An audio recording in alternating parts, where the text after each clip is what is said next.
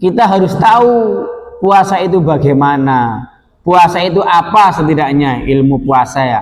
Jangan sampai ditanyakan orang apa sih puasa ya.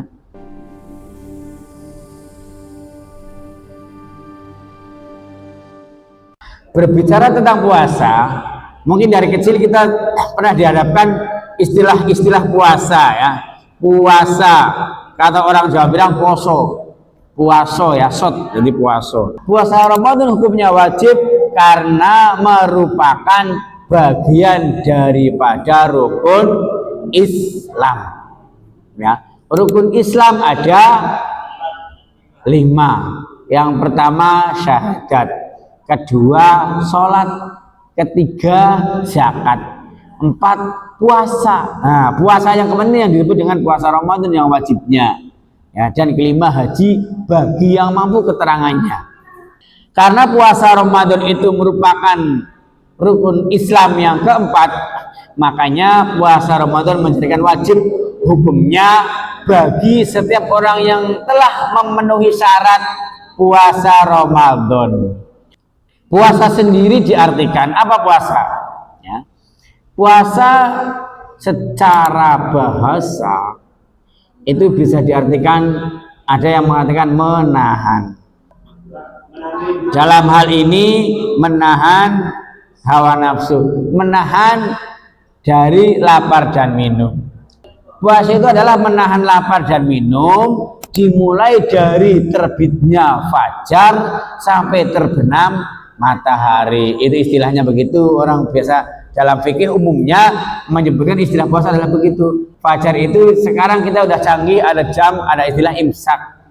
Imsak itu artinya ngeker, menahan juga sebenarnya. Rambu-rambu lampu kuning sebenarnya.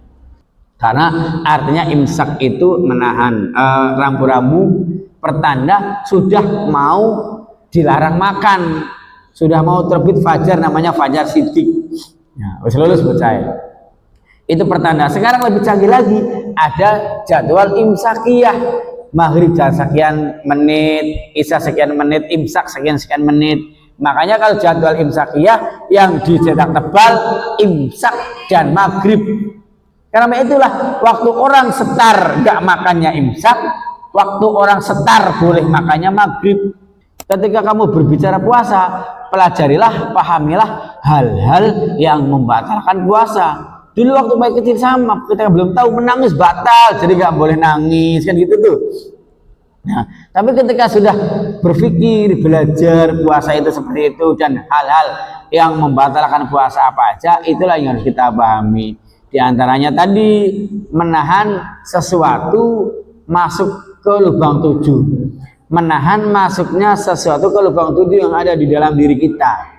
Ya, menahan sesuatu masuk ke mulut, mana sesuatu masuk ke hidung 2 ya, hidung 2, telinga 2, kobul dan dubur. Cuman kebanyakan biasanya kalau dalam hal kebaikan itu emang setan selalu mengganggu, selalu membuat kita bosan dan selalu membuat manusia untuk tidak betah melakukan suatu kebaikan. Itu gangguan setan. Walaupun katanya bulan puasa yang namanya jin, pocong, kalau setan itu dibelenggu, tetap aja setan itu wujudnya dari diri kamu sendiri, ya, dari nafsu kamu, dari hati kamu, wujudnya ya rupa kamu itu sendiri. Makanya istilahnya kamu harus bisa menahan hawa nafsu.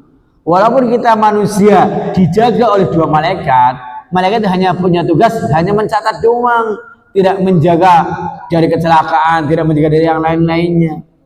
Ya, yang bisa menjaga kamu ya pikiran kamu, nafsu kamu, hati kamu. Ya.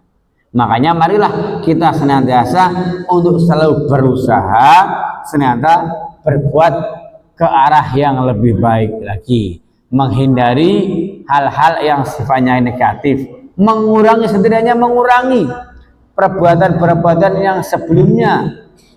Sebelum kita berpuasa, kita sering melakukan misalnya kalau sore jalan-jalan, atau mungkin dengan lawan jenis istilahnya pacaran, mungkinlah selama bulan puasa kurangi, sebaiknya jangan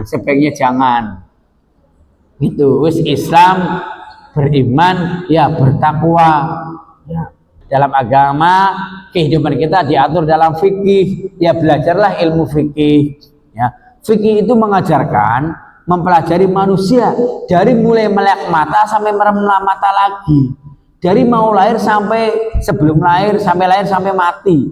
Ya, maka kita sebagai manusia Islam khususnya sebagai muslim wajib hukumnya belajar ilmu fikih. Mudah-mudahan ada hikmahnya. Terima kasih untuk bagian materi awal. Mudah-mudahan selanjutnya silakan barangkali punya masalah tentang puasa, punya unek-unek di rumah, di sekolah, dengan teman, di siapapun, silakan pertanyakan ke Pak I, kita diskusi, kita ngobrol yang berkaitan dengan puasa.